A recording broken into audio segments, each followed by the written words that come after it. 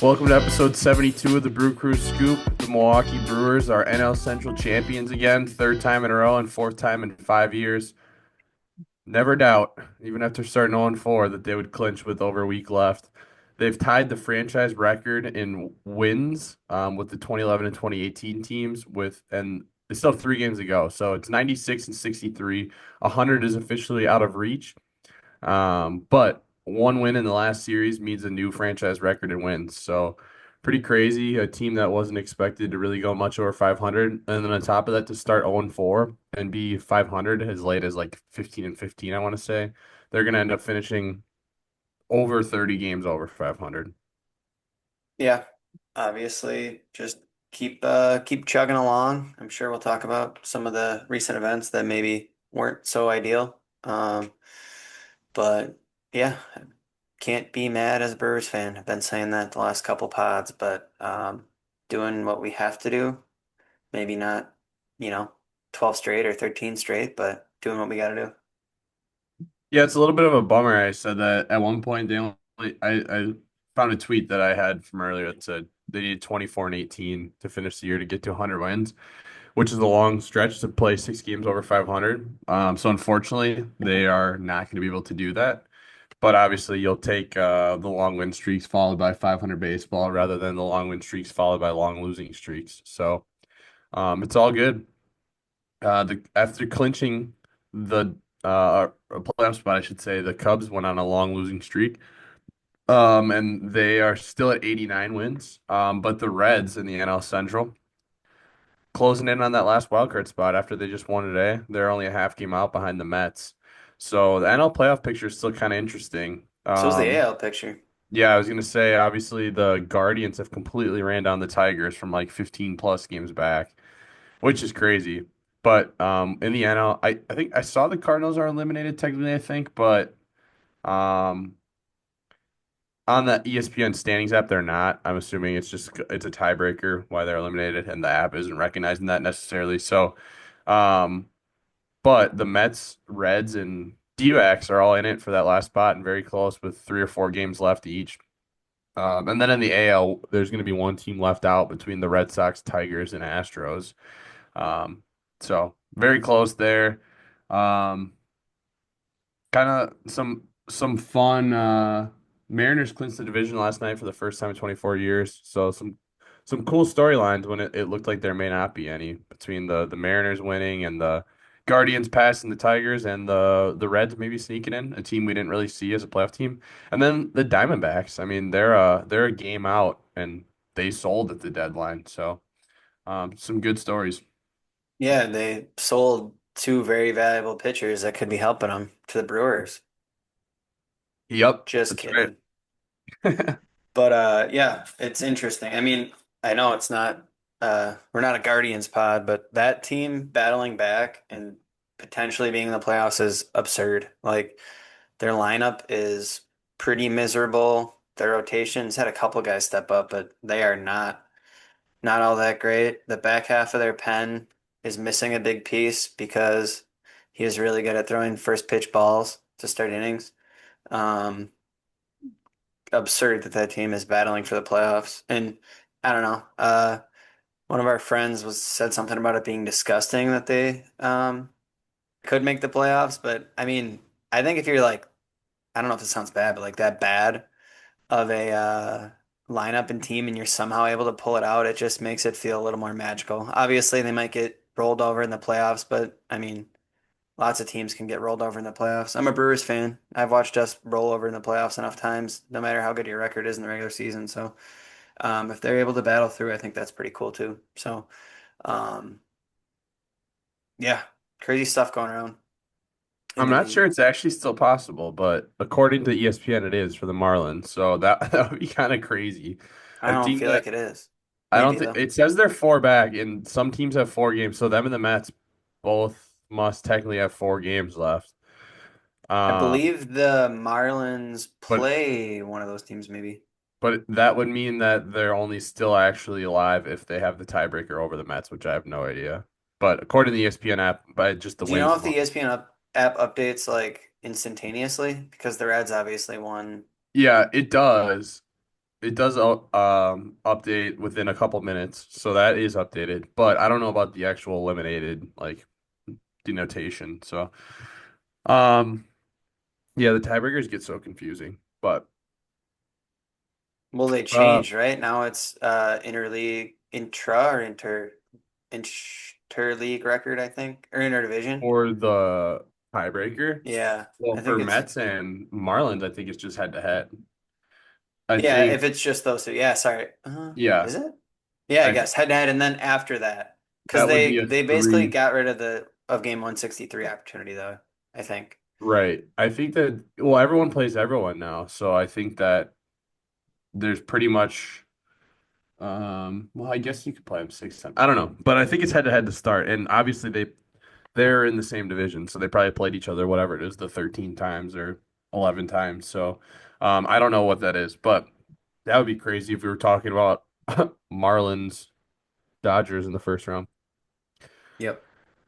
But yeah, fun last week here. So for the Milwaukee Brewers, we've been gone for about a week and a half since the last episode, and I believe there's been three series since then. So first, the Angels came to town. Mike Trout was on the hunt for his 400th homer, and honestly, I was kind of hoping that it would happen at the game I was at once the Brewers took a big lead. Big Mike Trout guy, obviously, and if they're gonna win anyways, wanted to see that, but he honestly looked bad. And this is probably the first time I think I've said that in his career. He looked borderline hurt or just old, which was honestly really sad to see. But he did get 400 later in the week, so that was cool. But in terms of the series, Brewers took care of business, 9-2 and 9-2 in the first two games, and then 5-2 in the last game. So nothing really to complain about there. Just good baseball around with the Brewers in that series, taking a sweep of the Los Angeles Angels, and then they went down to St. Louis and they split games one and two. Saturday was extra inning thriller a little bit with a nice double play by Monasterio over at first base to secure it in the 10th, and then they dropped the game on Sunday, so they lost the series, but they were able to celebrate um, in St. Louis, anyways, celebrate the division. So, and then they went to San Diego. Might be somewhere they're going back for Game 3 of the NLDS. Who knows? But they lost the first game in 11 innings. Kind of a tough one. Probably would have been more painful if our playoff status hadn't already been basically clinched. Um, you could say it was a good game, but when you lose those ones, it feels like a bad game. 7-0 on Tuesday. Padres beat the Brewers, and then 3-1 Brewers on Wednesday. So, I guess the biggest takeaways from this stretch here is one, the home field throughout the playoffs is all but clinched up. They basically need to win one game, or the Phillies need to lose one game in their last um, 3 or 4 games here. I don't know if they play tonight, but feels like you feel pretty good about that. Having home field game one in the World Series at home, game one of the NLCS potentially at home, and then the other takeaway is with the division being won and the 1 or 2 seed being secured, um, you're guaranteed the bye. So congrats, the Brewers have bypassed the wild card round finally, and then on top of that. Um, So obviously, starting the NLDS at home, games 1 and 2 in the NLDS will be at home, so that's a guarantee now. Um, Starting Saturday, October 4th, will be the first game, and then the other biggest takeaway of the week is, unfortunately, deja vu. It feels like Brandon Woodruff. I would do it. I was writing the only headline I had for a thing. I wrote deja vu. Deja vu, yeah. Unfortunately, not exciting deja vu, but No. uh, I don't know. Hopefully, we're over reacting to emotion in an interview, and I'll let you take it from here. But my first thought of the interview was like, it doesn't sound like a guy who thinks he has a chance of coming back anytime soon. And it's weird how it's been like 5 days and we haven't heard anything since they said, oh, he's out. For the record, he could be back for NLDS play. I think game two would be whatever 15 is. Actually, the ILs might reset up to, I don't know. Anyways, he could be back, but it didn't sound like a guy who thinks he's going to be back. Yeah. I at first I thought it sounded maybe like it was just not phantom IL, but just a little extra rest and we'll get him back. But after the interview and kind of sitting on it and I guess thinking more about different ways to handle that situation because you don't even really need a phantom IL at this point in the year, you know? And I don't know. I think it's a little more bleak than I originally thought, and I don't until we hear otherwise. I'm not expecting to see Brandon Woodruff in the playoffs. Obviously that can change, but when you consider obviously what happened last time, right? He kind of pushed himself to come back, and you consider he's older, you consider he's coming off an injury, you consider he has a contract to earn next season. As much as you want him to push through it and get it done, I don't think the incentive is really there for him, and I don't think we want to blow his arm out again in a playoff run. So. Until we hear otherwise, I don't think we're seeing Big Woo in the playoffs, but I can always hope for otherwise. But as a Brewers fans, it seemed everything was going too well, so something had to take us down a notch. Yeah, not the best news you wanted to hear. He's probably was going to be the game 2 or 3 starter. Um, it feels like every single year we get to the playoffs and then someone gets hurt in the last week, which sucks. So hopefully we're wrong, but it raises a lot more of a discussion to the already um, highly discussed Jacob Mizorowski situation. He's really at a point right now where you probably don't trust him as a starter, and if you do trust him as a starter, probably more of an opener, as we've discussed on this podcast. But um, now you're down a guy, so now you need someone else to step up. I probably think Quintana may end up being that guy, but also Chad Patrick has come back and looked decent again, and he doesn't have the ceiling that Jacob Mizorowski has for a start, but he doesn't have the volatility. So I almost like the idea of throwing Chad Patrick out there for 4 innings, Yeah, 5 innings maybe. I'd like But to see Gasser get one more outing too in the regular season, and like again, seems like a guy with at least a high floor. Um, Deal Hall, I think the last news I saw, it seemed like he was trending okay. He'd be more of an opener or like a mild bulk guy, but like we just went through a bunch of dudes that I'd feel comfortable pitching 2 to 3 innings. And you could get through a game like that pretty easily, and those guys wouldn't necessarily be wrecked from contributing a game apart from that. So I think that might be the bet, and wouldn't be the worst thing to utilize all those strong pen arms and some bulk guys, switch things up. You could go back and forth, lefty righty almost, if you wanted to, pitching 2+ innings apiece. So give everyone one time through, short leashes, and get through a game that way. I would not hate to see that. So I think between how Murph manages and the analytical focus of the org, I mean, I'm sure they're willing to try stuff. It's not 2000 whatever. Not that the Brewers are in the playoffs, but it's not 2004 anymore. Like you're not just gonna give a guy a ball and be like, "All right, we're pitching till you give up 2 runs." It's not that game. So I'm curious to see what we do, but I think we are willing to be creative and have enough talent in the pen that I still feel comfortable enough with whatever we go with.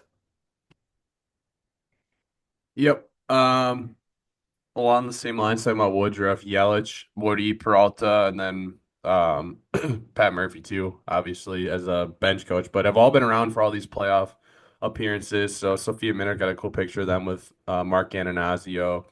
But in Yelich's 8 seasons here, and I think Freddie would be 8, and then Woody was technically 2017. So either way, the Christian Yelich era, I think it's pretty safe to start calling it. In the 8 years in Milwaukee, they've made it to the playoffs 7 times. Oh, the one time they didn't, they missed by 1 game. So, just crazy.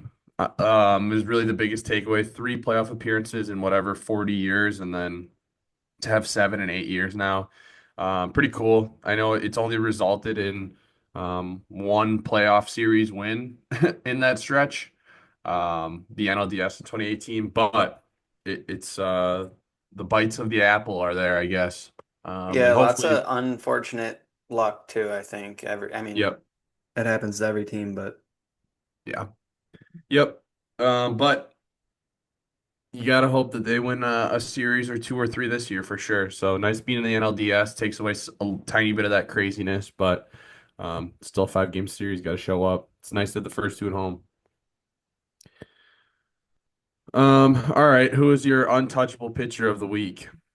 You fellas are untouchable. Is that the thing? No one can get to you? Lots of candidates here, especially given that we haven't talked in a bit. But I might just give a little collective shout out to the pen. Ashby, Uribe, and Koenig all pitched five, or in Ashby's case, 5 1/3 innings since we last talked, and they all did not give up a run.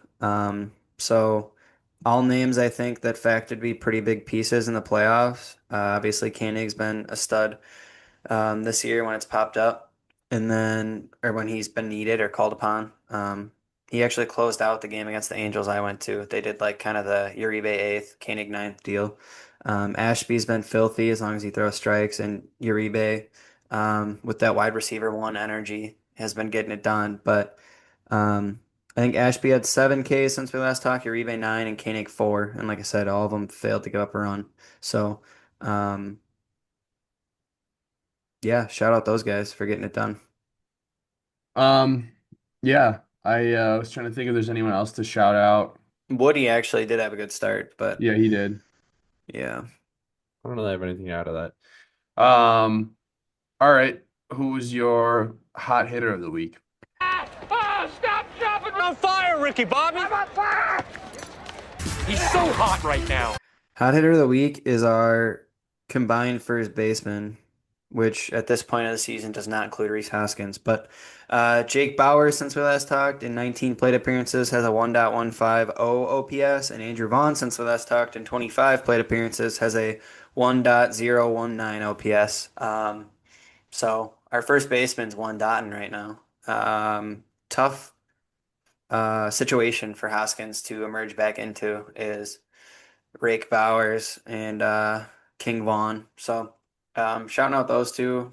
A lot of people were pretty eager to call out Vaughn getting cold, but even when he was cold or whatever, he was still had a above average OPS seemingly and was still hitting the shit out of the ball. So um, Andrew Vaughn haters be gone. But hopefully he stays hot in the playoffs and could have a clutch hit or two. But he seemingly had the clutch gene once he came to the crew. I don't think he'll lose that, so pretty cool to see. We already did standings basically, and there's not much to say on the upcoming schedule. It's the Reds. But Um, The Reds got a lot to play for, so it's gonna be yeah, interesting. And I don't think we're just gonna totally roll over because we don't have that wild card series to prep for. So guys still have to get some innings. I'm sure part of the team, or I'm sure the team still wants that franchise record too. So at least until we get that one win, I would expect that we're still gonna give it a bit.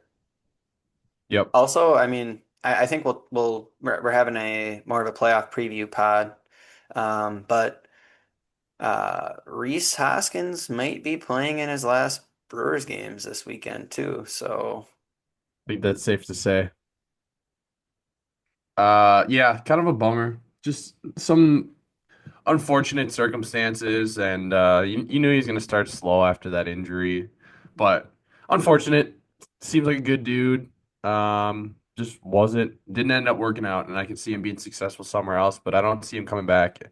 Anytime the Brewers spend 15 plus million on you in a season, and um, for this team to spend that kind of money on a player, we desperately need them to perform. So I don't think we'd be taking that chance again. I will say though that at the start of the year when everyone sucked, he was like the only good hitter kind of. So he actually kept us afloat in the start of the year. It's just it's he's not doing that anymore, and we've definitely evolved since that point. But it's not to say it was like totally a failed experiment, No, just like you were saying, for the amount of money and at this point for positional versatility and just the weapons we have currently, it doesn't make as much sense. But obviously, I mean, if he makes his way onto the playoff roster, it's not like you're going to be mad. It just wouldn't necessarily make a whole lot of sense for the way playoff baseball is played. But um, either way, yeah, and he wasn't awful as a Brewer. I mean, a 732 OPS. He just wasn't what he was in Philly. So, Yeah. yeah, I wouldn't be surprised to see him in the playoff roster. A lot of times they'll carry less pitchers, more bats. So who knows, pinch hit here or there. But guy who's done it in the playoffs before. Um, but yeah, in between the spending a larger sum of money on him and like him being it's kind of the end of that era for the Brewers. It almost feels like where they do those kinds of things, and specifically in terms of signing a guy like a Reese Hoskins who only plays first base and isn't very good at it defensively anyways. Like this team is built on either good and or versatile defenders everywhere and then just enough guys that have 700, 750, 800 OPSs. It's no longer built on okay, you slug and you don't play good defense, but we'll stick you somewhere. It's guys that play good defense, get on base, move guys around, and it's obviously worked. So, I don't see a Reese Hoskins type signing. I wonder if they'll do anything with that money, or if that's going to kind of just get earmarked for ARB with guys like Or Sal and extensions, Trent, yeah, or extensions. A lot which, of those guys are hitting yeah, ARB. same So, difference. yeah. All right. Well, we can go around the farm. If it hadn't been for those meddling kids. If it hadn't been for you meddling kids. Ah, meddling kids. If it hadn't been for these meddling laddies. I think some of the biggest news was just that the Shuckers didn't advance. So good season for them, but unfortunately came to a quick end in the playoffs.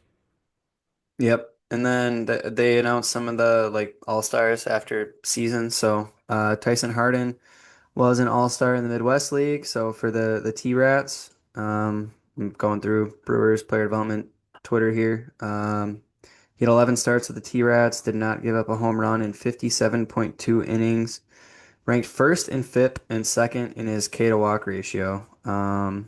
So obviously that is good. Got to keep an eye on in the system.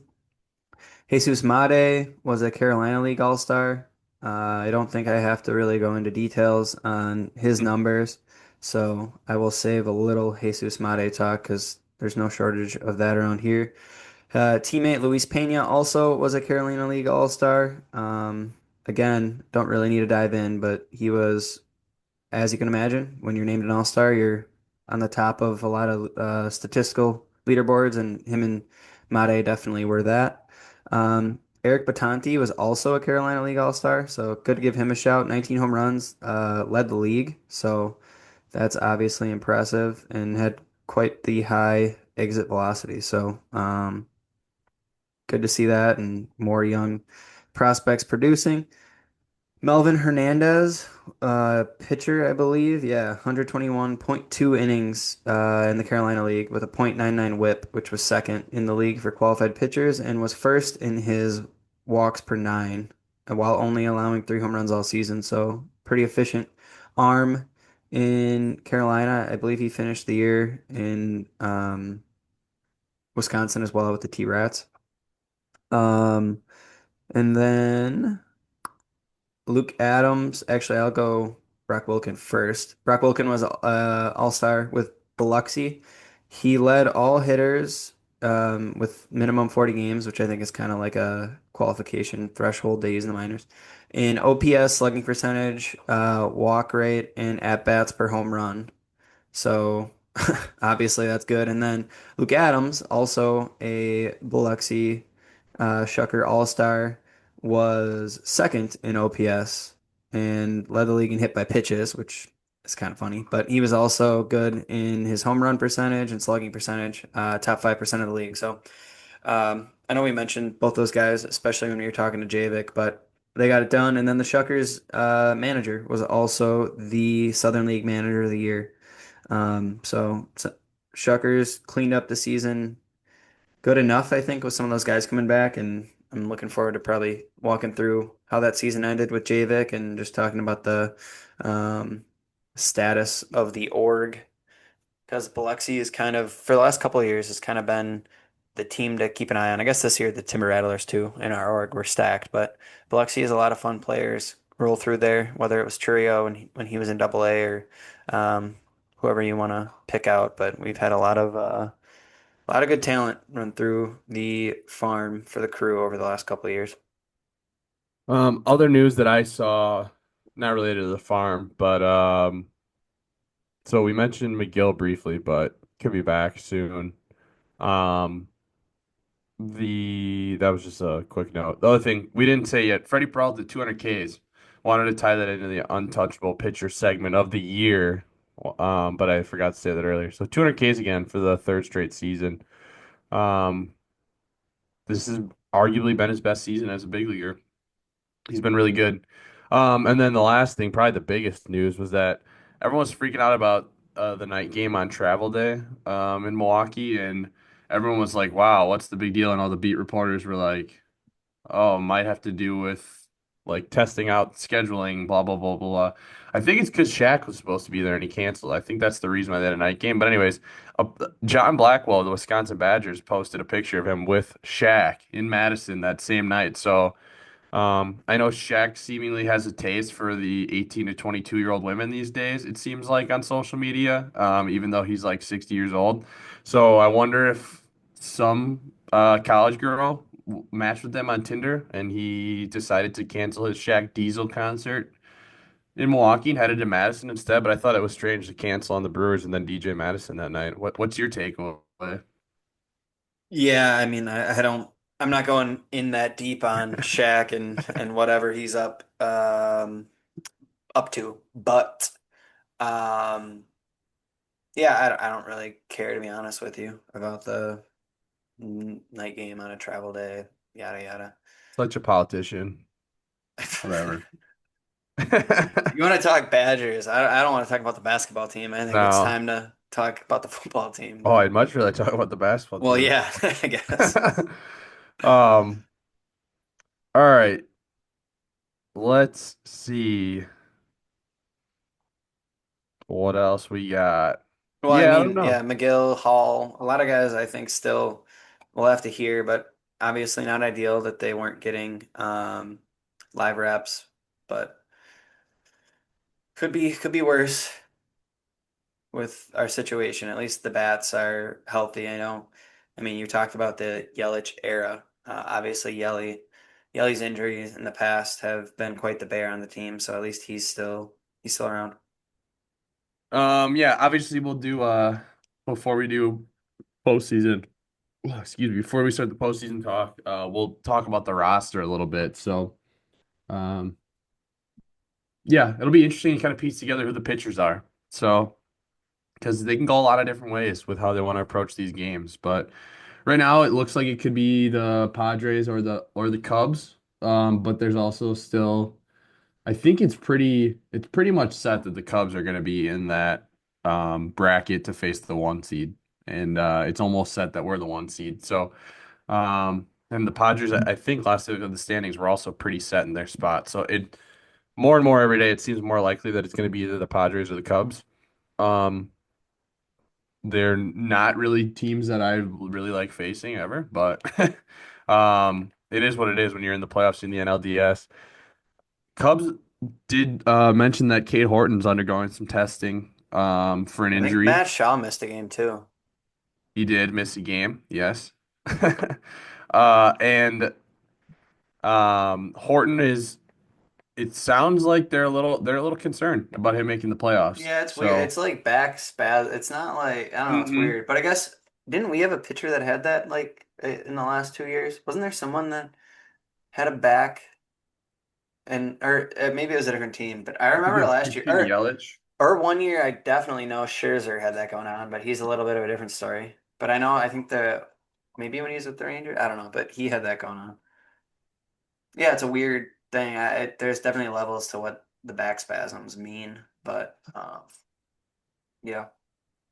Yeah, and I do need to caveat something I just said. It is set that it's going to be Cubs Padres to play the one seed in the second round. So um the Mets are the first team, like they're in that third wild card spot right now. They're 5.5 back of the Padres. So and the Cubs Well, isn't it not technically set that the Padres couldn't the Padres still beat the Dodgers for the division? I I think don't it's a think two-game so. gap. Is it still? I'm not saying that's likely, No, but you're right. It's a 2.5 game. I have it on TV right now. The Dodgers are up 8-0, so it's gonna be a three. It's gonna be a and I three don't know game who lead has the over the breaker. Padres. So yeah, I guess it's not set, All right, but it's basically set. yeah. So all right. Um, Marlins Phillies. Well, the Reds did win today. I know I mentioned, but Marlins Phillies tonight. That'll be apparently Marlins fighting for their playoff lives. I don't think so. Yeah, I don't think so either, but. Yeah, Phillies lose tonight, and then the Brewers have that one seed locked up. But hopefully they can get to 97 or 98 or 99 wins after this weekend. Yep. I would, I would say, oh, I'm rooting for the Reds because it'd be a fun story. But every time I think like, oh, this is the team I want to play, then we play them in the playoffs and we lose them anyways. So I'm not playing that game this year. Whatever happens, happens with the Reds. Yeah, I agree. But I don't know. Not that's the weird this time now is just a weird little gap. So at least we had the pictures from the clinch and stuff. Those are pretty cool. Um getting the I think it was Miller Lite all over. I know we were at Busch Stadium, but did we bring our own beer? Found a local I'm pretty sure distributor. that's like one of the big selling points for Yeah, beers I to figured. sponsor a team But is I that just they don't know get to how it use works the beer. when No, I think you it gotta is because yeah. the teams that have Budweiser at their stadium always have Budweiser in their celebration, and I think the Brewers always have Miller. But yeah, you're So right. even sweeter. All I will that say, Miller Lite all over the Busch Stadium carpet. yeah, I Foamy will foamy say Busch carpet. I would take the Reds in the NLCS. Fine, if that's how it ends up. If it's Brewers Reds, sure. I would take that. Rather than the Dodgers or the Phillies. So if the Reds want to go on a rampage here and take out the Dodgers and then take out the Phillies, fine. They can come to Milwaukee for the NLCS. Yeah, it could happen. They have good arms, I guess. I'll give them that.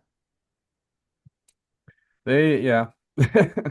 I don't know. I just don't think they're that good, but they No, that's obviously probably why they haven't really been in the picture for most of the yeah, year. they've played well. So that would be kind of a colossal embarrassment for the Mets to go spend all that money, try to build off of last year, get Soto, and Yeah. just They just had a weird year with their rotation and stuff too. Partly because of how they approached it. It's partly they were asking for it, I think, but they just had Mhm. a weird year. And then they Maybe broke Ryan Helsley.